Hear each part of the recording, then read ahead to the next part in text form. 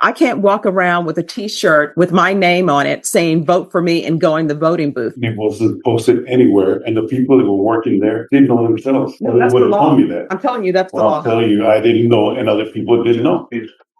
Well- I'm explaining my situation. Are you satisfied with the way you've been represented? Yes. According to the plea, the state is proceeding on the lesser included offense of assault bodily injury. By signing that, you're waiving your right to appeal. Did you understand? Yeah. That's either yes or no. Yeah. Then to the lesser included offense, how do you plead? Guilty, not guilty, or no contest? No contest. All right. What were your issues that day? Were my issues that day? Yes.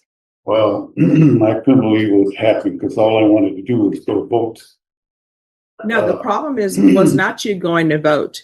And I will tell you, I teach campaign and election law. And when people at a location tell you that you're not allowed to wear certain items when you go into the voting booth, you're not allowed to do that. When they tell you you're not allowed to wear certain items when you're entering doors, you're not allowed to do that.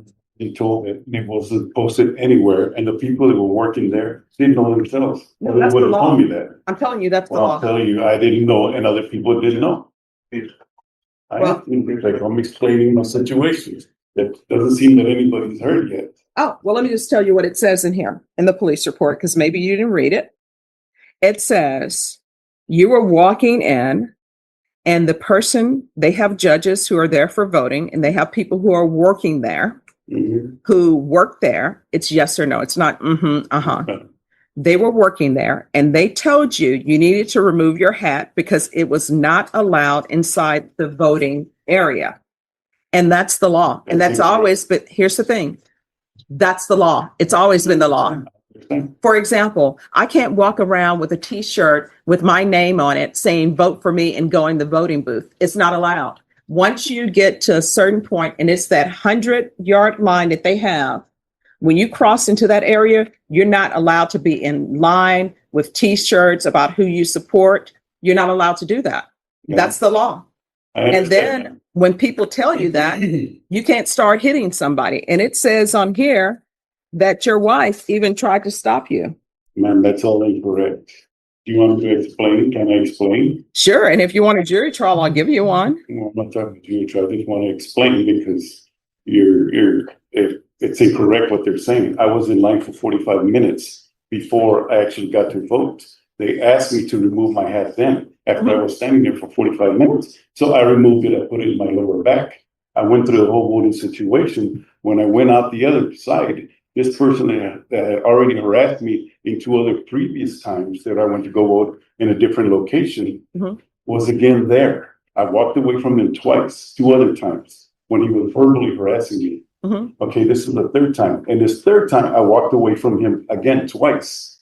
He would not let me walk out of that place without harassing me and getting physical with me. All right, so that's what my wife was trying to. Let me tell you what it says in here. And I go by this document. It says that the complainant went on by explaining that as part of his duties, he is supposed to advise voters that they are not permitted to wear or display candidates on their person while they are on the polling premises.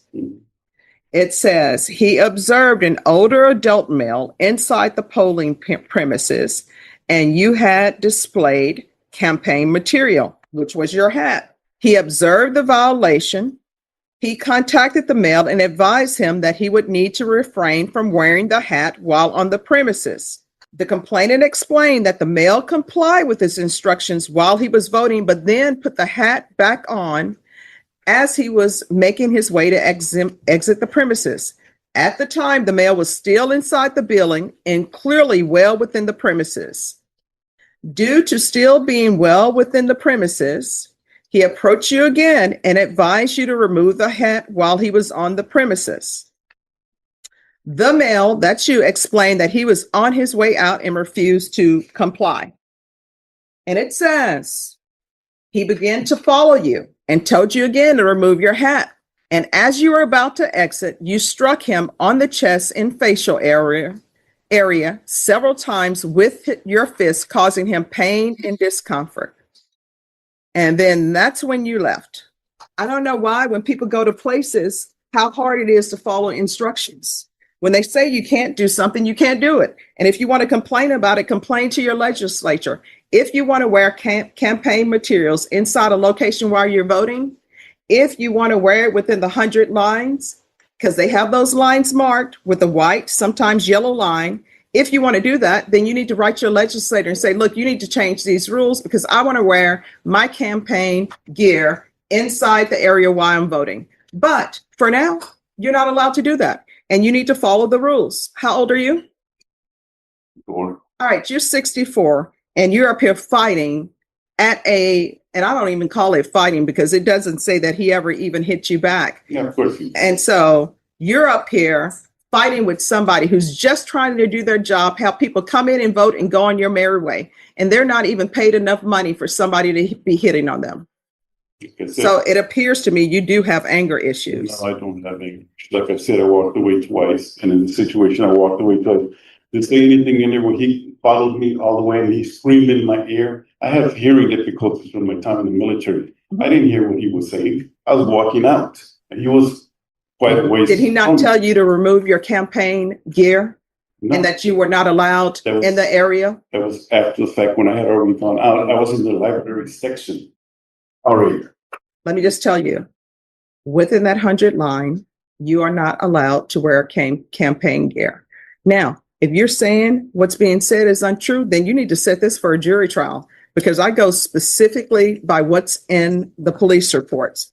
And there's a reason why this says waiver consent to stipulation of testimony and stipulations. You know what that means? That means that everything is in this document. You're stipulating that it is true and correct. Mm-hmm. And this is what it says. I, Jesse Luxemburger, do hereby judicially confess and admit that I intentionally and knowingly in Bexar County, Texas, on or about the 24th of October, 2024, did intentionally and knowing cause injury to the complainant by striking the complainant with the hand of the defendant and by pushing the complainant with the hand of the defendant. That's, you stipulated to that and said it's true.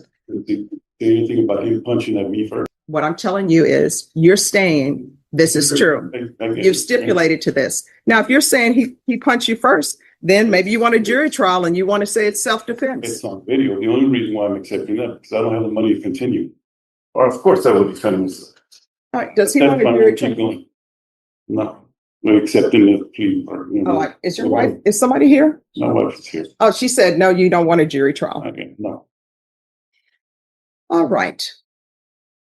Your Honor, if I may, I believe that the point being there's, as you stated, that's completely clear. The law is the law. I think that there was a fundamental miscommunication and understanding as far as how it was proffered to him at that time. I think that realistically, the way people speak, someone told him, take off the hat while you're voting. I think in his head, that's what he believed. Hey, take the hat off. I'm walking out the door. I'm basically at the double doors. I can put the hat back on. Understanding clearly that is still in violation of the law. But I want to make clear, it's not like the statute book was not pulled out and read to him at this time to understand the 100 feet. Again, it's not an excuse, but I think where his mind was coming at, he had finished voting, he had waited the 45 minutes, and he was leaving, and then he had an individual come up and approach him. Just to give some context, it's not change, obviously, the law itself or your viewpoint of this, but I want to. Well, I mean, my viewpoint is the stipulations that I received. Understood. All right.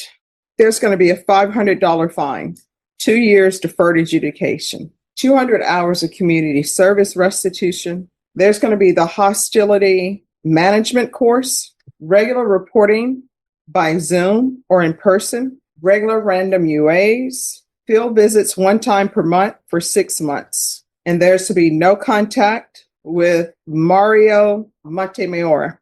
Is there anything else you need from the court to be successful? No, I'd just like to say that all this is my self-defense. Because nobody wants to be harassed or bullied in front of their significant other. Yeah. I understand. You know what? I understand here's the thing. I understand what you're saying. And I understand sometimes that tempers run high, right? And sometimes when we don't know the law, and if somebody just tells you you can't do that. Sometimes people want to know why I can't do that, and they want you to explain it. Sometimes people will explain it, sometimes they will not.